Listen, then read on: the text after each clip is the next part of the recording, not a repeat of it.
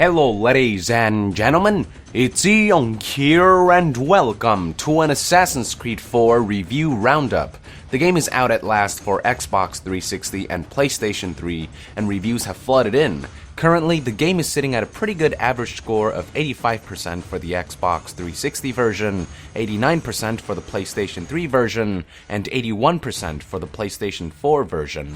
Note that these scores don't necessarily mean one version is better than the other. Scores vary due to different sources and number of reviewers for each of the game's versions. If we average scores for all three consoles, the game still maintains a solid average of 85%.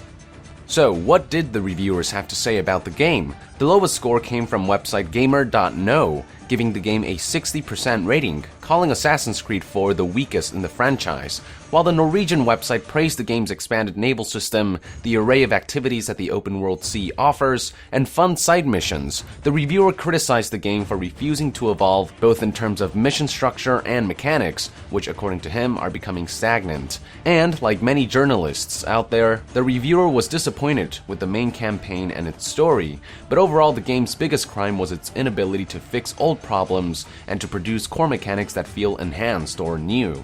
The next set of reviews come from websites Metro Game Central, Video Gamer, and Game Reactor Sweden, all three offering a decent score of 70%. Common criticisms include underdeveloped gameplay mechanics from combat to platforming to stealth, a simplistic and at times bad AI, tedious and repetitive missions such as eavesdropping, and a disappointing main campaign story. Despite the criticisms, general consensus was that enjoyable naval battles, the vast, beautiful open world, and its many activities make the game worth playing. Website Polygon also shared similar opinions, calling the game disjointed due to the story's inability to glue together the game's many inherited gameplay mechanics into one cohesive unit. The website also criticized the fact that many problems from past games have yet to be rectified, a common criticism amongst many journalists. Alas, praise is once again given to the exhilarating naval combat system, and the reviewer states that ironically, the game shines best when performing tasks that don't involve the game's namesake. Despite the game's setbacks, Polygon awarded the game with a slightly more generous score of 75%. Most other review scores reside within the 80 to 90% range. These reviews shared similar criticisms and compliments, but for them, the game's positives sufficiently outweigh the negatives. These reviewers once again echoed the exhilarating naval battles, the vast open Caribbean world, and its many activities, but another one of the bigger compliments was the removal of what gamers like to call hand-holding. The game no longer features an extensive introduction or tutorial portion that overstays its welcome, throwing players right into the game from the get-go. Furthermore, assassinations are no longer confined to the game designer's scripts. Players now have the freedom to choose their own paths and methods to take out their targets. But despite Assassin's Creed 4's return to form on the assassination front, general consensus seems to be that what's holding Assassin's Creed 4 back is the fact that it's an Assassin's Creed game. The great pirate game that the naval battles and open-world sea offer are often marred by the less-than-stellar land assassination portions of the game, which feature the same repetitive and often tedious missions from past games. Website NowGamer, which gave the game a score of 80%, stated that Assassin's Creed 4 would have benefited from focusing on just the pirate mechanics or just the assassination mechanics rather than forcing the two together, since they more often than not clash rather than work in tandem. Website Official PlayStation Magazine UK, while not explicitly stating that the game should focus on one aspect like NowGamer, did also point out that some of Assassin's Creed's mechanics bring the game down. The website had a particular problem with eavesdropping missions, calling them abysmal, and according to the reviewer, there are far too many of them to be acceptable. In fact, he believed eavesdropping should have been entirely removed or greatly revised, and overall, it's Assassin's Creed 4's resistance to fix old problems that brought the score down to an 80% score. It is still a pretty good score, however, and the reviewer recommended that players pick up the game to experience the game's vast open Caribbean world. Game Informer, which gave the game a similar score of 82.5%, also echoed repetitive, unvaried, and tedious missions involving tailing targets and eavesdropping as its main criticism, along with a disjointed story that worsened matters. And while the more fun aspects of past games make a return, such as parkour, assassinations, and item upgrades, their familiarity didn't serve to elevate the game to new heights for the reviewer. A specific criticism for this particular reviewer revolved around resource gathering, an essential element for ship upgrades. Unfortunately, most of these materials can only be gathered by plundering other ships, which, while fun in small successions, became a grind when forced to do dozens of them at a time to gather enough materials. Also unfortunate is the return of numerous glitches and performance issues, although they weren't as extensive as its prequel. Despite these problems, the reviewer stated with confidence that the game is ultimately better than Assassin's Creed 3, and like most others, praises the pirate aspect of the game. Website IGN was slightly more generous with their score, granting the game an 85% rating. According to the reviewer, free roaming, exploring the vast, gorgeous open world, and engaging in its many activities was the highlight of the game.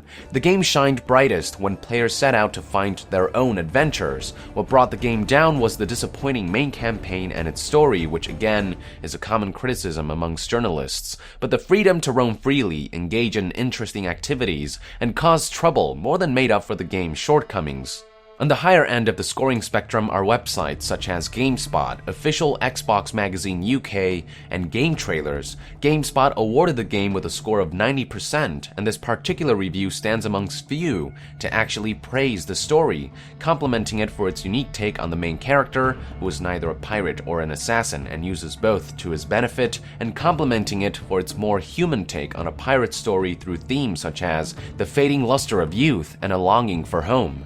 GameSpot's reviewer was also amongst few to state that gameplay by land beautifully complements gameplay by sea, only criticizing the former for its over-reliance on eavesdropping missions. He seemed to have no qualms about the familiar mechanics that the series has used throughout all these years.